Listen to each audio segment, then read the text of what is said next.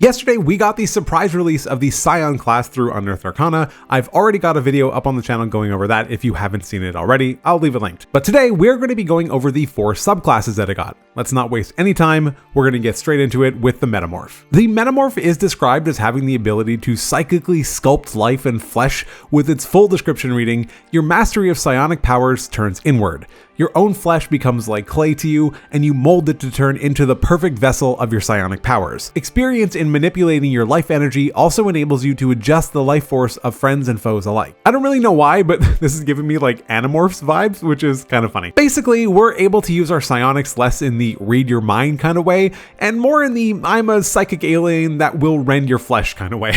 I'll be honest, it's not really my kind of thing, but let's see what we get. First up, at level 3, we get our Metamorph Spells. At level 3, we get Alter Self, Cure Wounds, Inflict Wounds, and Lesser Restoration. At level 5, we get Aura of Vitality and Haste. At level 7, we get Polymorph and Stone Skin. And at level 9, we get Contagion and Mass Cure Wounds. There's a little bit of synergy here with some of the psychic disciplines from the base class. Inflict Wounds works with biofeedback to provide us with a little bit of healing. Cure Wounds works with Swift Precognition to potentially be cast as a bonus action, which can be strong to allow us to heal, but also keep on attacking, since this is primarily a melee combatant. Overall, this is a reasonable spell list, especially since these ones are always prepared. Also at level 3, we get our Organic Weapons feature, which is the core of the subclass. Organic Weapons essentially allows us, whenever we make an attack, to transform our limbs into weapons, of which we get 3 choices: Bone Blade, Flesh Maul, or Visceral Launcher. On top of that, whenever we make an attack with one of these weapons, we can do so using intelligence for our attack and damage rolls, and we can change the damage type to psychic or keep it standard type. This is pretty good. It's kind of like True Strike with a different damage type, and it's one of the ways that we've seen them to enable casters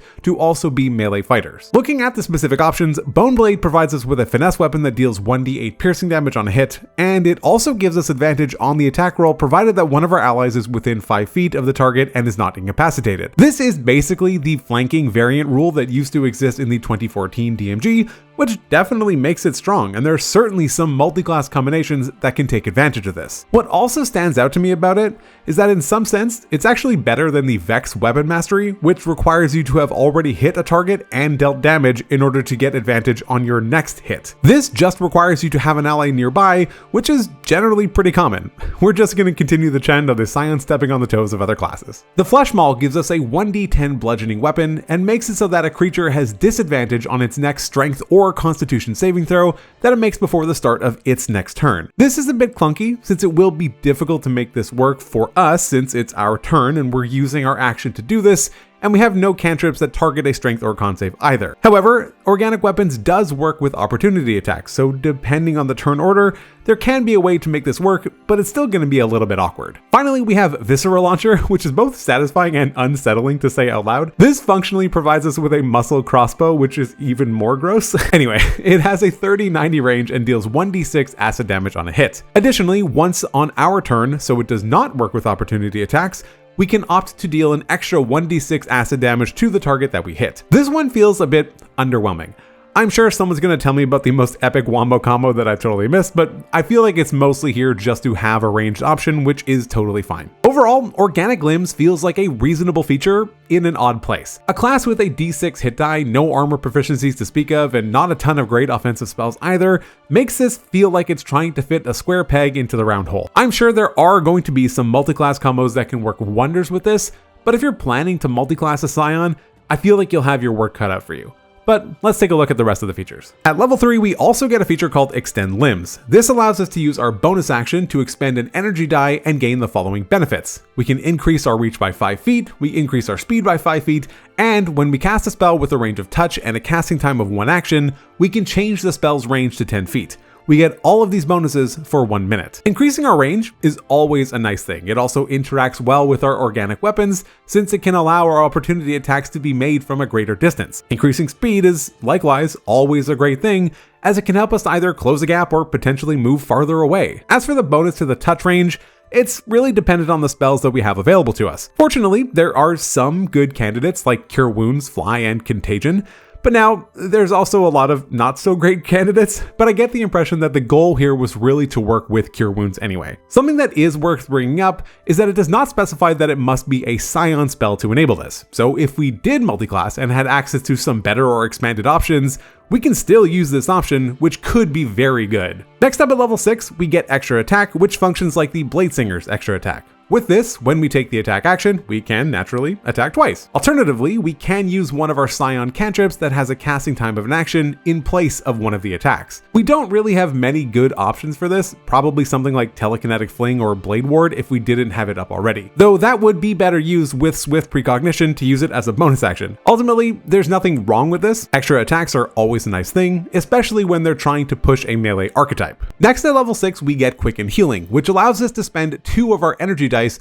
to change the casting time of Cure Wounds to a bonus action, and we can roll one of them to add it to the healing. It's just worth pointing out that there is a ton of overlap here with Swift Precognition. That discipline allows us to spend an amount of energy dice equal to 1 plus the spell's level to change an abjuration or divination spell to be a bonus action. Cure Wounds is an abjuration spell, so this already worked with that. Plus, the cost is the same. In either case, it's 2 energy dice. The only upside here is that we get to add 1 die to the healing, and or if you didn't pick Swift Precognition, you now basically get it for free, but just for this one spell. I'm not sure this one really makes much sense unless you specifically didn't pick Swift Precognition, but if you did, your feature just lets you burn an otherwise useful die to gain slightly more healing. This doesn't feel great. At level 10, we get Mutable Form, which allows us, when we use our Extend Limbs, we can extend the duration now to 10 minutes, and we can choose one of the following effects. Stony Epidermis, which provides advantage on Constitution saving throws to maintain concentration, and we get a resistance to 1 of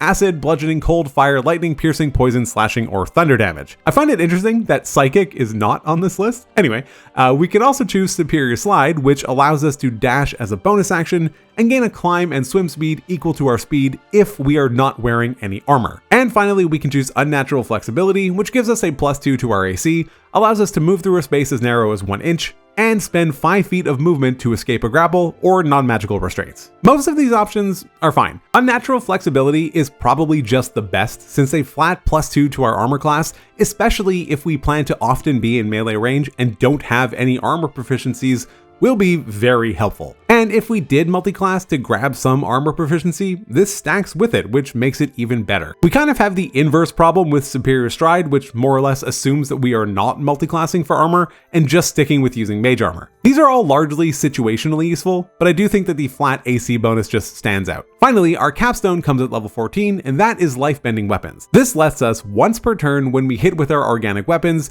to spend 1 energy die. Each creature of our choice then, within a 10-foot emanation of us, then gets to regain hit points equal to the number rolled, plus our intelligence modifier, and 1 creature takes necrotic damage equal to the number rolled. This feels underwhelming.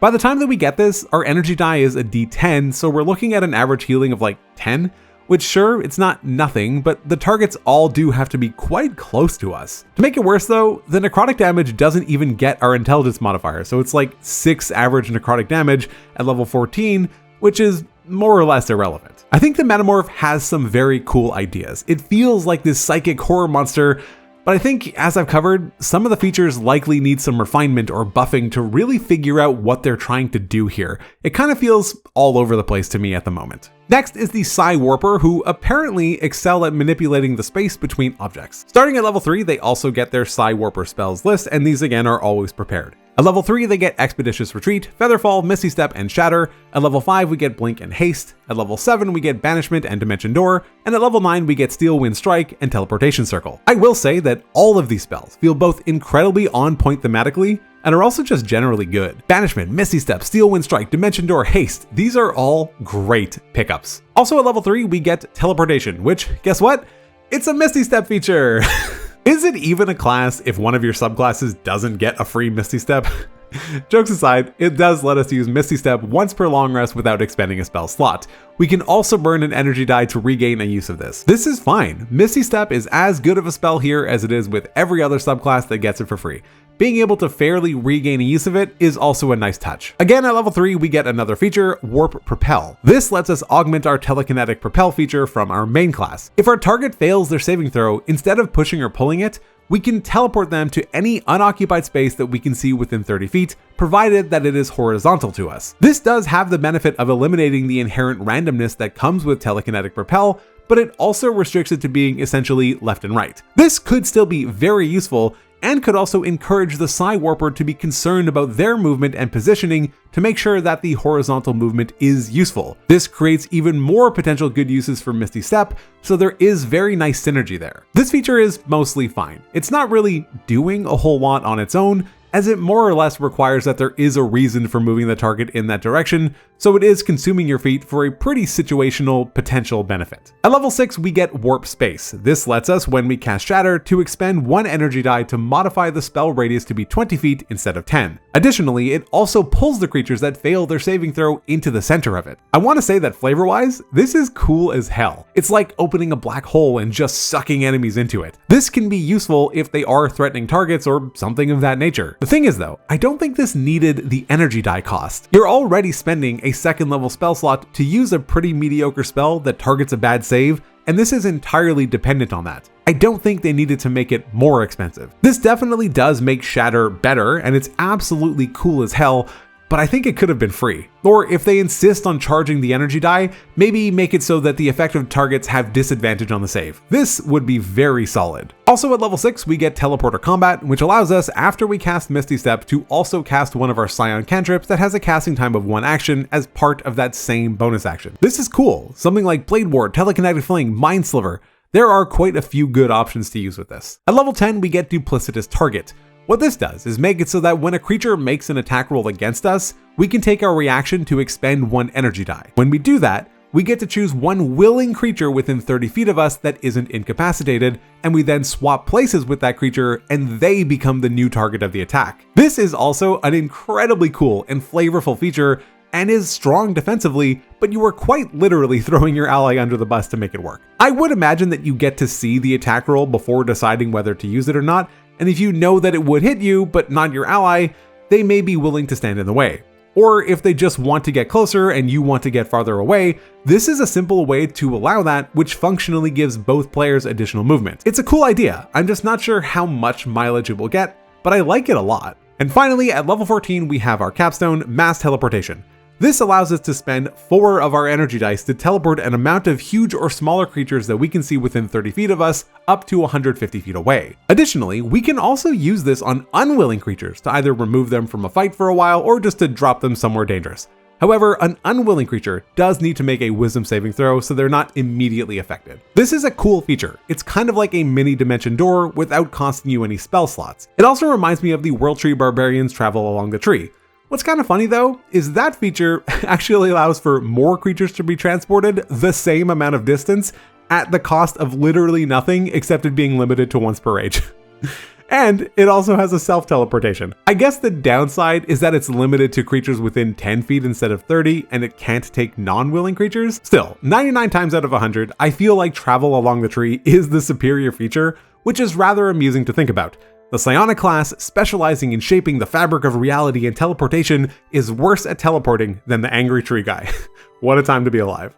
Overall, I think the Psi Warper feels almost unfinished in a sense. I'm just not sure what you're really doing most of the time. It's clearly designed as a support subclass, which is fine. Things don't need to be all kill all the time, but like, a little bit of kill would be more nice here. Our third class is the Psykinetic, which is more of an aggressive archetype for the class. As usual, we get our list of prepared spells. This time at 3rd level, we get Cloud of Daggers, Levitate, Shield, and Thunderwave. At level 5, we get Slow and Telekinetic Crush. At level 7, we get Odaluk's Resilient Sphere and Stone Shape. And at level 9, we get Telekinesis and Wall of Force. This is another exceptional spell list, probably the best one so far. What's kind of funny is that with Cloud of Daggers, we finally get a great low-level spell that can work with our Destructive Thoughts discipline since it is a conjuration spell, but Cloud of Daggers doesn't have a saving throw.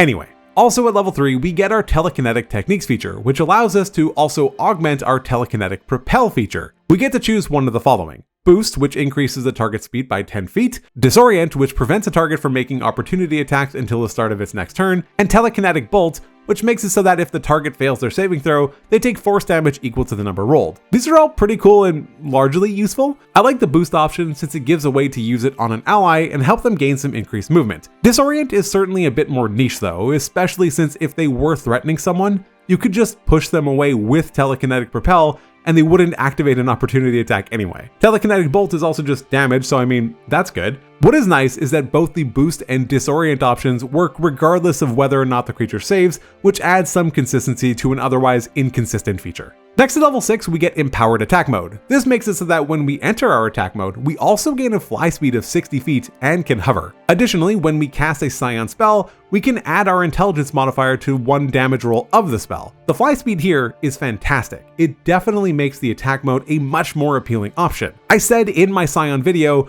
that attack modes seem to be on average the less appealing of the two, but this does help quite a bit in that regard. As for the added damage, it's pretty inconsequential. It's not bad by any stretch. Free damage is free damage, but we are looking at likely between 3 and 5 added, which has some pretty aggressively diminishing returns too. At level 6, it's not terrible, but it's not great either. But if you're playing into tier 3 and above, it's not going to be doing a whole lot for you. At level 6, we also get Rebounding Field, which allows us to augment our casting of Shield to sort of combine it with a Monk's Deflect missiles. Rebounding Field allows us when we would be hit with an attack and choose to use Shield and successfully prevent the attack from hitting us to expend 1 energy die. The attacker then makes a dexterity saving throw, and we roll 2 energy dice. On a failed save, we launch the force of the impact back toward the attacker, and they take damage equal to the number rolled on our energy dice, and we also gain an equivalent amount of temporary hit points. On a successful save, the attacker still takes half the damage, but we don't gain any temp hit points. This is a very easy effect to conjure in your mind, and I love that. The force field springing forth and deflecting the attack back toward the attacker. Now, there are also a whole lot of moving parts to this though. We need to have a spell slot left for shield, which means that we also need to have our reaction available to us. We also need to have at least 1 energy die, and the target needs to fail a saving throw to get our full value out of it. This is a lot of steps, but that doesn't necessarily mean that it's bad, but it does become a consistent drain on multiple resources simultaneously if we wanted to regularly use it. The benefit here is an average of around 10 damage and an equivalent amount of 10 hit points, provided that they fail their save. This feels a bit underwhelming to me, but it's also bonus damage when there otherwise would have been none. At level 10, we get Enhanced Telekinetic Crush. You're probably noticing a trend with this subclass in that most of our features are empowering some of our other options, and this is yet another one. What this lets us do is that when we cast Telekinetic Crush, we can spend 1 energy die to make it so that whether or not a creature succeeds or fails on their saving throw against a spell, their speed is halved until the start of our next turn. I kind of have the same issue with this as I did with the Psi Warper's Warp Space ability impacting the Shatter spell. I don't think the energy dice expenditure is necessary here. It's a minimal effect, though still useful, but that also has a short and defined endpoint that we're getting all the way at level 10. Just let me do it for free. Finally, at level 14, we get our capstone, Heightened Telekinesis. This allows us, when we cast the Telekinesis spell, to spend 4 energy dice to modify it so that it no longer requires concentration. The new duration also becomes 1 minute, and it allows us to target gargantuan creatures with it as well. This is actually a very cool and powerful ability. Freeing up concentration is always great and allows for other concentration spells to be used, and being able to hit gargantuan creatures means that you can now potentially target ancient dragons or even a Tarrasque with this ability. Now, the downside here is that, as cool as that sounds, Telekinesis does target a strength saving throw, as it correctly always should have. But the smallest strength saving throw bonus of any gargantuan creature in the new monster manual is a +7, with most sitting around +9 or 10, and then there's the Kraken with a ridiculous +17. So like, yes, you can target gargantuan creatures, but it's probably not going to be going all that well for you. Granted, if you're not targeting anything gargantuan, the ability to remove concentration is very powerful. Overall, I think the Psykinetic has a lot of potential, but much like we've seen with the new Hexblade and the Hollow Warden, this is a subclass that kind of has a predefined idea of what you should be doing. It expects you to be casting Telekinetic Crush, Shield, and Telekinesis in order to benefit from your class features, and to be clear, it's not that any of these are necessarily bad, but it might feel to some that they are being railroaded a bit too hard and like you're losing some control. I think this is a strong subclass, probably the best of the 4, but that's not to say that there can't be some refinement here. And finally, we have our 4th subclass, the Telepath. As usual, we get our Telepath Spells. At level 3, we get Bane, Command, Detect Thoughts, and Mind Spike. At level 5, we get Counterspell and Speak with Plants. At level 7, we get Compulsion and Confusion, and at level 9, we get Awaken and Modify Memory. Again, these are all quite on point thematically, and some of them are excellent, like Command, Bane, Detect Thoughts, and Modify Memory. But spells like Speak with Plants and Awaken are incredibly situational and unlikely to help a whole bunch in most cases. At level 3, we also get Mind Infiltrator, which allows us to spend 2 energy dice to modify Detect Thoughts so that it doesn't require any components or concentration, and the target doesn't know that we are probing its mind even if it fails its saving throw. I actually really like this feature. Detect Thoughts has always been one of my favorite spells in the game, and this makes it a lot cooler and speaks very strongly toward what you would expect a telepath to be able to do. Also at level 3, we get Telepathic Hub, which provides us with telepathy to a range of 10 feet, as opposed to our base of 5 feet that we get from our class. In addition to that, when we opt to use our telepathic connection feature and roll our energy die to increase the range of that connection, we can also simultaneously contact an amount of creatures equal to 1 plus the number rolled on the energy die. Okay, so here's the thing. This is cool and all, and again, it really speaks to being a telepath, but actually, I mean, does it? The Soul Knife, a subclass for an otherwise non-psionic main class, gets telepathy for up to 1 freaking mile for an amount of creatures up to our proficiency bonus for an amount of hours equal to the number rolled on our energy die. Why is this one, the Telepath subclass, where telepathy is presumably our specialty, on an entirely psionic subclass, so much worse than what the Soul Knife Rogue gets at literally the same level? I hope I'm missing something. If I am, someone please let me know in the comments because I feel like I'm going crazy. I mean, that's not strictly true. I do know that there is a reason for it, that we're going to see it, but still, if there's anything else, let me know. This needs a massive buff. The only thing that this potentially has going for it is that it says simultaneously, which suggests that everyone on this brain Zoom call can also speak to each other at the same time, which is typically not true of telepathy, which is intended to be one-to-one. However, I do kind of think most people tend to run this like an open walkie-talkie anyway, so even the benefit of that is kind of lost. Anyway, okay, let's move on. At level 6, we get Empowered Defense Mode. This allows us, whenever we are in our defense mode and are subjected to a saving throw, to add 1d4 to the save. It's like a permanent bless effect on us, and that's pretty dope. On top of that though, we can extend the benefit of this to creatures that we are communicating with through our telepathic connection. And this is the real reason for why Telepathic Hub is so bad. Because if it were equivalent to the Soul Knife, everyone would basically have a permanent bless on them 24/7, so I get it. But I think from a design perspective, this is kind of bad. Intentionally gimping one feature just so another can exist is just bad design. I don't know how else to put it. I think the second half of the Empowered Defense Mode feature needs to be changed so that Telepathic Hub can properly shine. Also at level 6, we get Potent Thoughts, which allows us to add our intelligence modifier to the damage that we deal with any of our Psion cantrips, of which we have exactly 2, Mind Sliver and Telekinetic Fling, but it's certainly better than having 0.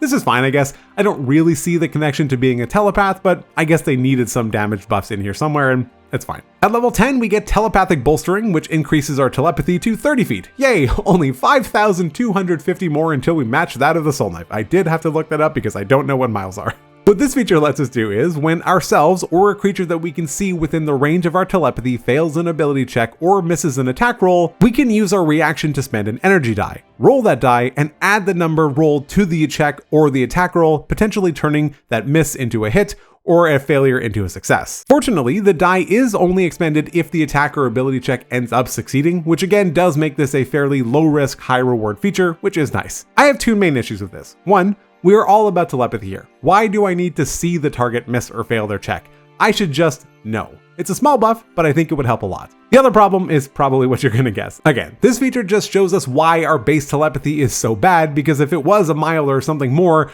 these could just be insanely strong. Finally, at level 14, we get Scramble Minds, which lets us, when we cast the Confusion spell, to modify its radius to 30 feet instead of its base of 10. In addition, creatures under the effect of the spell now roll 2 d10s, and we can choose one of which to decide which effect takes place. Confusion is a great spell, and this does help to control for its biggest downside, which is the inherent randomness, which does make it a lot better. I'm not sure it's great or worth using our 4 energy dice, but potentially it is in the right circumstance. Ultimately, the Telepath feels like a subclass that was almost intentionally made bad to allow some of its features to sound cool. The ideas largely all fit and make sense for what you would expect from a telepathy specialist, but just not to the fullest extent. I'm very curious to hear other people's thoughts on the Telepath specifically though, so please let me know what you think. I think it needs a redesign. Generally speaking, I like the thoughts and what they're going for with all of the subclasses that they've made for the Psion class. There are some interesting concepts here, and I like the idea of being able to manipulate spells in real time, even if they are in very, very specific and defined moments and ways. So that's it. Those are the Psion subclasses. Let me know in the comments what you think. Check out some of my other videos, but otherwise, take care.